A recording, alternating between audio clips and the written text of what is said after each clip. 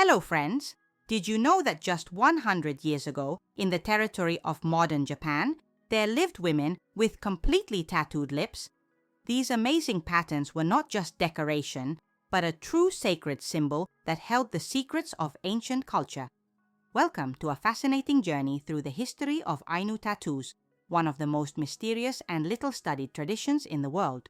If you are interested in unusual cultural practices and hidden pages of history, be sure to subscribe to the channel and turn on notifications so you don't miss new episodes about the most amazing traditions of peoples around the world. And now let's dive into the history of a people whose unique customs were almost completely erased from humanity's cultural memory. Imagine this. A girl has barely turned 5 years old when the first tattoos begin to appear around her mouth. This is not a modern tattoo using an electric machine, but a painful procedure where the skin is cut and soot from burned tree bark is rubbed into the wounds. This procedure stretches over years, becoming a kind of ritual of transition from childhood to adult life. By the time the girl reaches marriageable age, her lips are completely covered with blue-black patterns that make her ready for marriage and adult life. This is how the story of every woman of the Ainu people began, the indigenous population of northern Japan and Sakhalin. But who are the Ainu and why did their culture find itself on the brink of extinction? The Ainu are an ancient people whose roots go back thousands of years. Unlike Mongoloid Japanese, the Ainu have Caucasoid features, lighter skin, wavy hair, and abundant facial hair in men. Their origin still causes disputes among scientists. Some researchers connect the Ainu with ancient inhabitants of Siberia. Others find similarities with Polynesians or even Caucasian peoples. This mystery of origin makes Ainu culture even more intriguing for modern researchers. Until the mid-19th century, the Ainu inhabited vast territories of the northern Japanese island of Hokkaido, the southern Kuril Islands, southern Sakhalin, and even separate areas of Kamchatka. They lived in harmony with nature, engaged in hunting, fishing, and gathering. In their worldview, every tree, every stone, every river possessed a soul. This animistic view of the world determined all aspects of their culture, including the tradition of tattoos. Female lip tattoos among the Ainu were called Sinui. This word can be translated as real work. And indeed, the process of creating such tattoos was true art, passed down from mother to daughter for many generations. Sinui did not just decorate a woman. They served as protection from evil spirits, showed her social status and readiness for marriage. For the Ainu, these tattoos were sacred symbols connecting a woman with the world of spirits and ancestors. The process of applying tattoos was long and painful. It began when a girl turned 5 or 6 years old and continued until reaching marriageable age, usually until 13 to 16 years old. The girl's mother or grandmother made small cuts around the lips with a special knife with a sharpened end. Then, soot obtained from burning the bark of certain trees was rubbed into the wounds. Over time, the design expanded and became more complex, gradually covering the entire area around the mouth and sometimes even extending to the forearms and hands. One can only imagine what pain young Ainu girls experienced during these procedures. However, they patiently endured all the suffering, believing that this pain was a necessary part of becoming a real woman. In some areas, there was a custom. If a girl cried or screamed from pain, the procedure was stopped and continued only after a year. It was believed that only a girl strong in spirit was worthy of wearing the full Sinui design. The tattoo patterns were not random. Every line, every curl had its meaning. Geometric motifs were most often used: spirals, diamonds, zigzags. These patterns symbolized connection with natural elements: water, fire, earth, and air. In addition, by the location and complexity of the patterns, one could determine which region a woman came from and which clan she belonged to. Thus, tattoos served as a kind of passport, telling about the origin and status of their bearer. Interestingly, only Ainu women wore such expressive facial tattoos. Men were limited to small marks on their hands or symbolic tattoos on their chest. This is connected with the special role of women in Ainu society. Despite the fact that it was considered patriarchal, women enjoyed great respect and had significant power in deciding household matters. They were keepers of the hearth, traditions, and spiritual practices. Tattoos emphasized this special role and served as a sign of maturity and wisdom.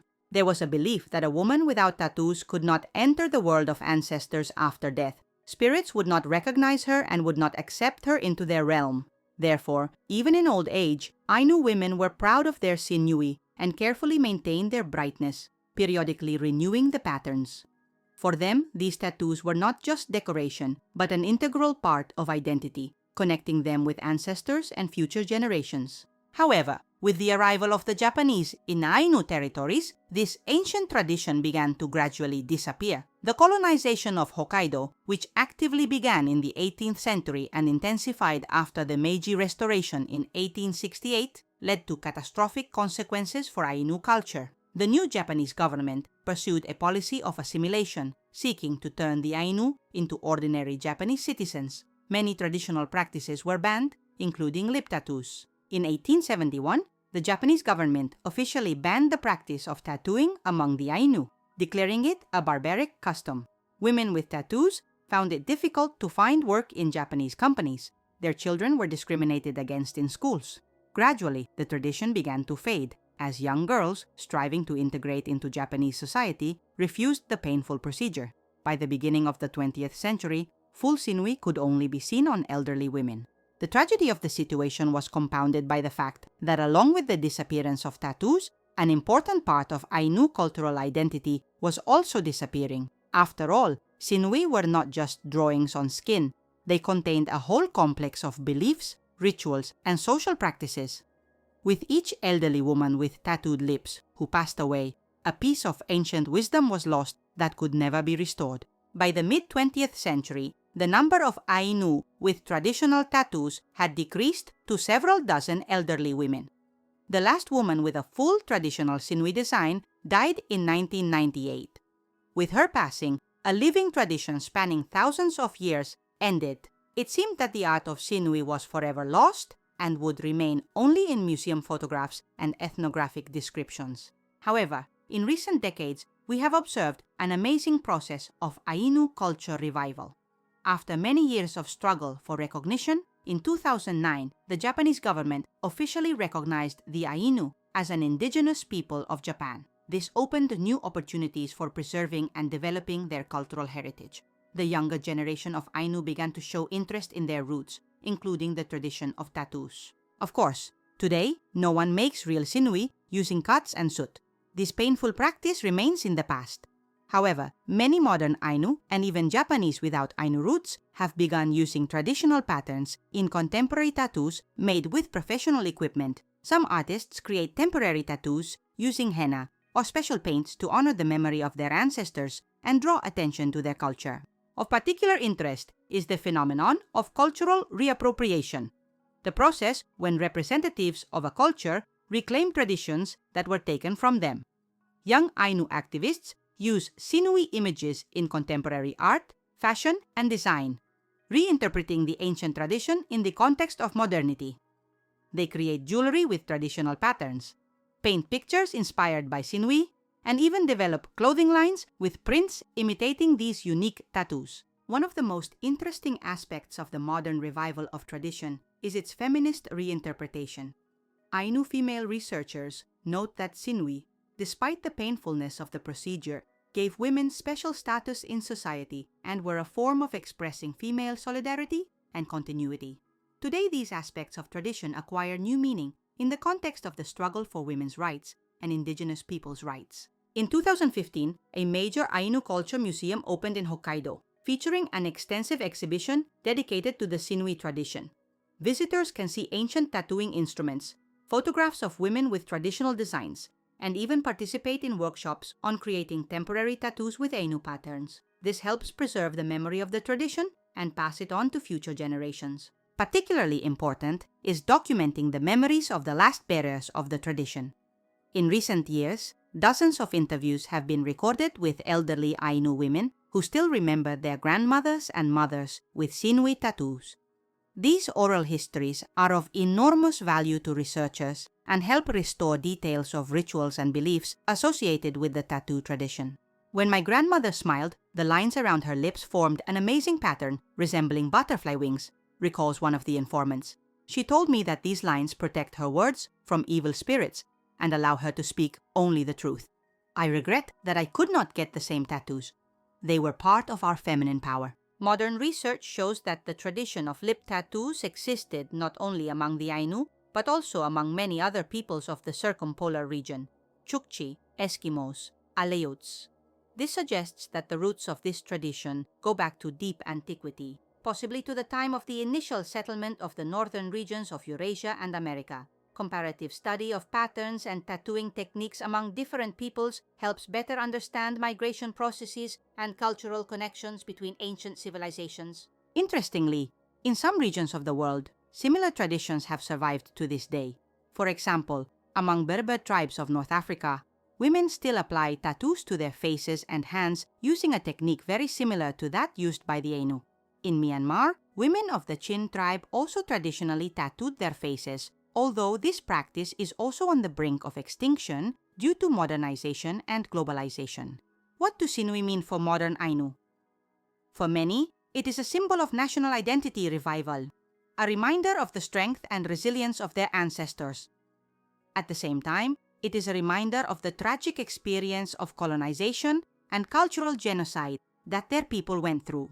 By reinterpreting the Sinui tradition, modern Ainu create a new narrative about their culture, a narrative that has room for both respect for traditions and a critical view of the past. Contemporary artists of Ainu origin create stunning works inspired by the Sinui tradition. They use tattoo motifs in painting, graphics, and digital art. These works do not simply reproduce ancient patterns. They reinterpret them in the context of modernity, creating a bridge between past and future. Such creative reinterpretation helps preserve the spirit of tradition, even if its literal reproduction is no longer possible. The history of Sinui teaches us an important lesson. Cultural traditions are alive as long as they are remembered and as long as they find response in people's hearts. Even if physically the tradition has been interrupted, its spiritual essence can be preserved and reinterpreted by new generations. In this sense, Sinui continue to live in the research of scientists, in the creativity of artists, in the self-consciousness of modern Ainu. The study of the Sinui tradition also raises important questions about cultural appropriation and respect for indigenous peoples' heritage. Where is the line between respectful interest in another culture and its exploitation? How can we study and appreciate the traditions of other peoples without turning them into exotic commodities? These questions are especially relevant today when globalization makes cultural exchange more intensive, but at the same time creates the risk of superficial perception of traditions torn from context. So we have come to the end of our journey into the world of Ainu tattoos. We have seen how an ancient tradition spanning thousands of years was almost completely destroyed as a result of colonization and assimilation. But we have also seen how the memory of it is preserved and transformed in the modern world. The story of Sinui is a story of resilience, adaptation, and revival. A story about how cultural memory can survive even the harshest trials. What do you think about this amazing tradition? Do you believe that ancient practices like Sinui should be preserved in their original form, or should they evolve along with society? Share your thoughts in the comments. And if you liked this video, don't forget to like, subscribe to the channel, and turn on notifications so you don't miss new episodes about the most unusual cultural practices from around the world. And in the next episode, we will travel to another corner of the planet where we will discover an equally amazing tradition that challenges our ideas about beauty and identity. Until we meet again, friends.